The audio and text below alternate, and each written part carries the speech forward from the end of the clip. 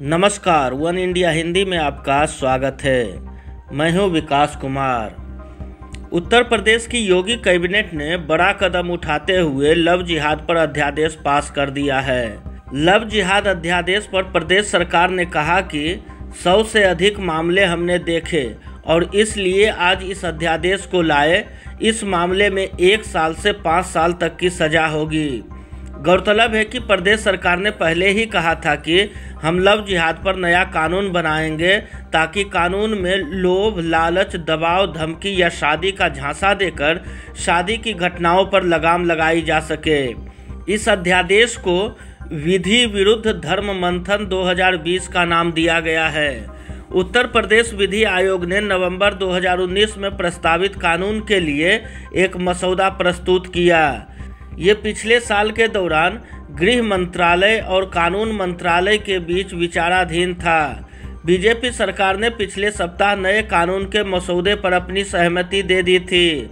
Bill को धर्मांतरण विरोधी कानून माना जाता है और ये लोगों को इच्छा या धमकी देकर लोगों को अन्य धर्मों में परिवर्तित करने से रोक देगा। उत्तर प्रदेश लॉ कमीशन के प्रमुख न्यायमूर्ति आदित्यनाथ मित्तल ने कहा कि लव जिहाद पर हमारी रिपोर्ट में अवैध धर्मांतरण को रोकने का प्रावधान है। किसी भी धार्मिक रूपांतरण, गलत बयानी या किसी प्रलोभन को माध्यम से किया गया अवैध करार दिया जाएगा और इसे में 3 साल की सजा होगी। अगर कोई लोभ से, लालच से डरा करके, धमका करके, मिसरिप्रेजेंटेशन करके, छद्म भेष धारण करके या अच्छी शिक्षा का आश्वासन दे करके या अच्छी बेटर लाइफ स्टाइल का आश्वासन दे करके या डिवाइन डिस्प्लेजर का भय दिखा करके अगर कोई धर्मांतरण किया जाता है तो वो अवैध होगा और उसके साथ उसमें दंड की भी व्यवस्था है, 3 साल के दंड की व्यवस्था है।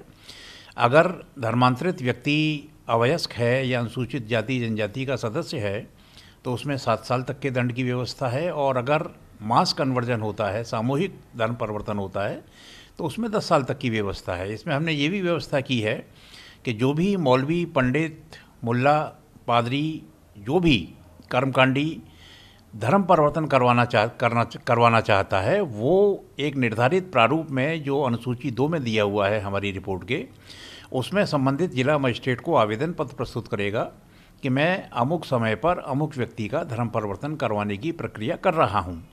जो व्यक्ति अपना धर्म परिवर्तन करना चाहता है वो भी जिला मजिस्ट्रेट के सामने अपना आवेदन पत्र प्रस्तुत करेगा।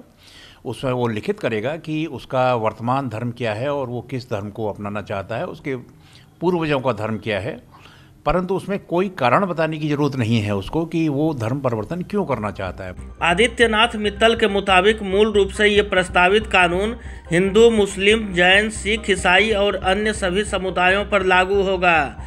ऐसा कोई प्रावधान नहीं है जिसमें किसी विशेष समुदाय को निशाना बनाने की बात कही जा सके। उन्होंने बताया कि जब भी कोई धर्म परिवर्तन किसी गलत तरीके का आश्वासन देकर या दैवीय नाराजगी का खतरा देकर अनुचित प्रभाव, जबरदस्ती, धोखाधड़ी, गलत बयानी द्वारा किया जाता है, जो कोई भी इस तरीके से धर्म परिवर्तन कराता है उस व्यक्ति को दंडित किया जाएगा। इस खबर में फिलहाल इतना ही। तमाम अपडेट्स के लिए बने रहिए वन इंडिया के साथ।